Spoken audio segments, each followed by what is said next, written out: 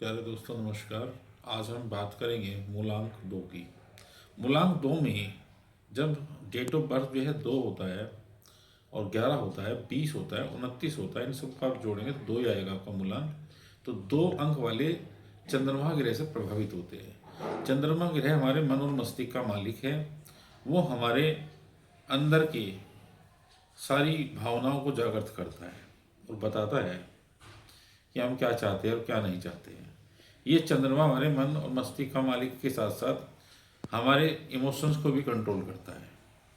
Emotions अच्छे और बुरे हो सकते हैं इंसान के, वो व्यक्ति की सोच पर निर्भर करता है। जिन व्यक्तियों का भी मूलांक दो है, दो होता है, वे प्राय पेट के रोगों से पीड़ित होते हैं। अगर चंद्रमा खराब है तो वो इसकी पहचान कर लेना अपनी। उन्हें अपच हो सकती है, गैस हो सकती है, अफारा हो सकता है उनके पेट में, और अतिसार भी हो सकता है। आदि रोग उन्हें घेरे रखते हैं अगर चंद्रमा आपका खराब है, ये नोटिस करना आप। और इन्हें चाहिए कि शुरू से ही अपने कार्य को बिल्कुल सही ढंग से लेकर चले।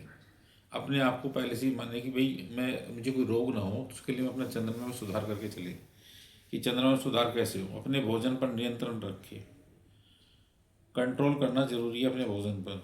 अगर आपको 4 रोटी की भूख है भैया, 3 खाना। 5 खाते हो, 4 खा लेना। थोड़ा सा कम खा लेना, जिससे आपको थोड़ा आराम मिले। नियमित भोजन करें और सदैव भूख से कम ही भोजन करना, ये बात मेरी याद रखना। क्योंकि आपकी जो राशि है वो चंद्रमा से संबंधित है। और चंद्रमा में या समुद्र में जब आपने देखा हो जवार और भाटा जो आता है, सब इसी की मेहरबानी है। तो ये अंक जो है ये भी बतलाता है कि आपकी आंखों से संबंधित भी आपको प्रॉब्लम दे सकता है।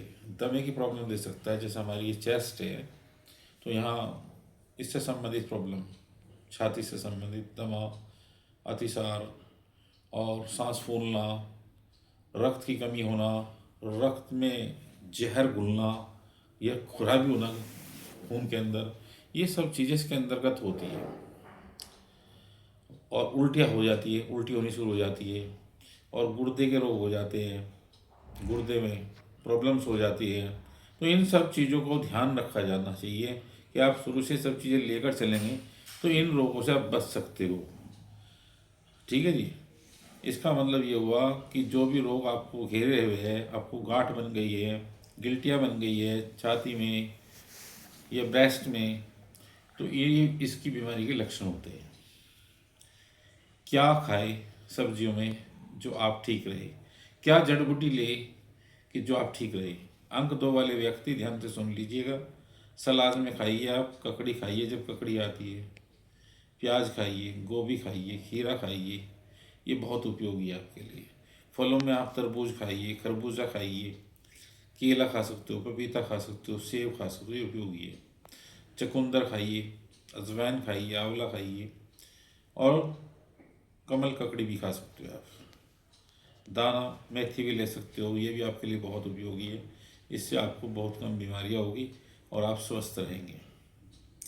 जिन व्यक्तियों को छाती से संबंधित प्रॉब्लम्स हो और बार बार उनको जो है निमोनिया हो जाता हो, ठंड ज़्यादा लगती हो, तो उन्हें जो है खूब कला को पका कर पीना चाहिए। खूब कला डाल लो, किशमिश डाल लो, और उसके अंदर जो है आप 2-3 सामान और डाल सकते हो, जिसकी वजह से वो एक काढ़ा सा बन जाएगा। उसको आप लेना शुरू कीजिए, उससे नमोनिया से आप बाहर आ जाएंगे। नमोनिया फिर आपको दोबारा नहीं होगा। एक्सरसाइज आप करते रहिए, कुछ ना कुछ न्यूरासन, सर्वासन, या कोई भी एक्सरसाइज आपको करनी है रोज़ 10 मिनट 15 मिनट, जिससे आप स्वस्थ रहेंगे। व्रत कौन सा करेंगे आप? इन लोगों को सोमवार का व्रत रखना चाहिए। भगवान शिव का व्रत रख लीजिए। आप चाहे तो उसे पूर्णिमा का भी प्रयोग कर सकते हैं, लेकिन भगवान शिव का व्रत करते रहिए सोमवार टू सोमवार, तो आपका कल्याण ही कल्याण होगा। व्रत करते रहेंगे। नहीं तो आप पूर्णमासी का व्रत भी कर सकते हो। उपासना, किसकी उपासना करें? कौन से भगवान आपके लिए बढ़िया रहेंगे? आपको भगवान शंकर की आराधना करनी चाहिए कि भगवान शंकर ने चंद्रमा को अपने सिर पर धारण कर रखा है। तो भगवान शिव की जब उपासना करेंगे तो चंद्रमा आपका शांत हो जाएगा। आप माता की सेवा कीजिए। माता की सेवा करने से भी चंद्रमा शांत हो जाता है। आप उनकी सेवा कीजिए, उनकी जो है पैरों में मालिश कीजिएगा, सिर में मालिश कीजिए, कमर में मालिश कीजिए। अपनी माता की आप जितनी भी सेवा करेंगे तो इससे भी आपका चंद्रमा उच्च का और बढ़िया हो जाएगा। ये भी एक उपासना ही है। अगर आप मानेंगे तो उपासना है, और नहीं मानेंगे तो कुछ भी नहीं है। तो मेन चीज़ है मानने की।